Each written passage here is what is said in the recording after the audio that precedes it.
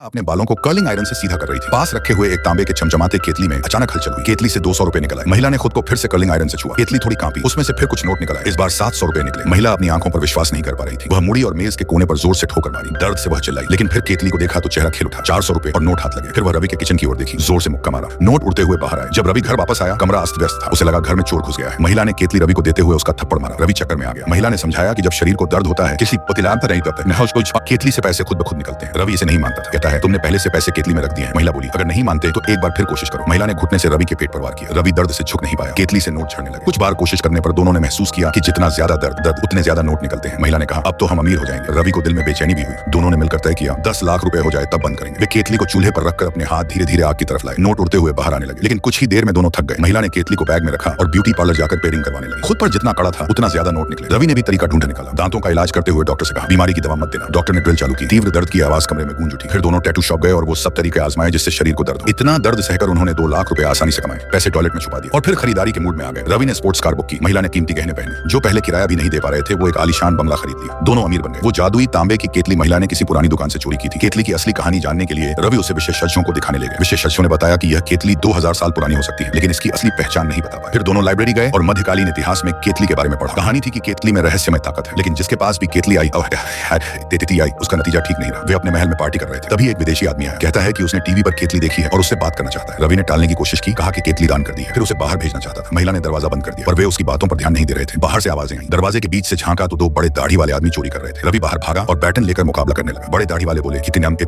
ये केतली हमारे परिवार की नहीं, इसे चोरी कर लाए थे। हम यहाँ केतली नहीं उस पैसे को लेने आए हैं। महिला मना करने लगी। फिर चारों की लड़ाई शुरू हो गई। रवि धक्का खाकर गिर गया। महिला ऊपर से कूदकर पैसे के थैले छीनना चाहती थी, पर उसे भी जमीन पर गिरा दिया गया। उनकी जमा पूंजी लूट ली गई, लेकिन स्थिति और खराब हो गई। केतली से निकलने वाले नोट छोटे होने लगे और ज्यादा कमाने के लिए उन्हें खुद पर ज्यादा जुल्म करना पड़ा। बार में रवि ने खुद को शराब पीकर केतली को अपनी पीठ पर रखा। फिर वहां के एक ताकतवर शख्स को चुनौती दी। वह उस शख्स ने उसे उठाकर घुमाया। लगता था उसे मजा आ रहा हो। रवि घबरा गया। उसने जोरदार थप्पड़ मारा तो उसे जोर का जवाब मिला। केतली भी बैग में हिल रही थी। रवि के चेहरे पर चोटें थी। फिर वह विदेशी आदमी फिर आया। कहा कि रवि खुद को खो चुका है। अगर उसने केतली छोड़ दी नहीं तो नहीं तो वे दोनों नाश हो जाएंगे। विदेशी ने बताया कि केतली के 2000 साल की इतिहास है। कई मशहूर लोग इसके मालिक रहे हैं। अगर बुरे लोगों के हाथ लगे तो दुनिया को नुकसान होगा। 1945 में केतली जर्मनी से गायब हो गई थी और तब से नहीं मिली। फिर भी वे दोनों इसे छोड़ने को तैयार नहीं थे। सोचा एक आखिरी काम कर लेते हैं। एक दिन लीना ने देखा कि रास्ते पर स्केटबोर्ड पर गिरकर कोई चोटिल हो गया। केतली ने फिर से नोट दी। इससे उन्हें लगा कि केतली के आसपास किसी को चोट लगे तो पैसे निकलते हैं। फिर वे बॉक्सिंग रिंग गए। जितना ज्यादा मार पड़ता उतना ज्यादा खुश होते। फिर टैटू शॉप और प्रसव कक्ष भी गए। जल्द ही फिर अमीर हो गए। पहले के लूटने के बाद उन्होंने एक तिजोरी खरीदी, लेकिन जैसे जैसे पैसे बढ़े वे इंसानियत खोने लगे। लीना कार चला रही थी। रास्ते पर एक भिखारी था। उसने धीमा नहीं किया बल्कि गाड़ी तेज कर दी। कल फिर खेलेंगे उसने कहा। अलीस खुशकिस्मती से दाशरथ ने स्टीयरिंग घुमा दिया। तब जाकर हादसा टला। दाशरथ ने पूछा, क्या तुम पागल हो? लीना बोली, गलती मेरी नहीं। भिखारी ने लाल बत्ती पार की थी। दोनों गुस्से में बहस करने लगे, इतना कि एक दूसरे को कड़वे शब्द बोले। तभी केतली ने फिर नोट देना शुरू कर दिया। महिला ने देखा कि लड़ाई में भी जब वो एक दूसरे को भावनात्मक चोट पहुंचाते हैं, केतली नोट निकालती है। लीना को समझ आया कि दिल के घाव भी पैसे लाते हैं। उन्होंने फिर एक दूसरे को जख्म दिए, अपने राज साझा किए, सब कुछ बताया और नोट बढ़ते गए। जब लीना ने कहा कि वह लैंडलॉर्ड के साथ पूरी रात पोकर खेल चुकी है, दाशरथ का गुस्सा फूटा। फौरन लैंडलॉर्ड से मिलने गया। दोनों की बहस हुई। दाशरथ जमीन पर गिर गया। जाते जाते लैंडलॉर्ड ने केतली देख ली। जब वह ध्यान से देख रहा था,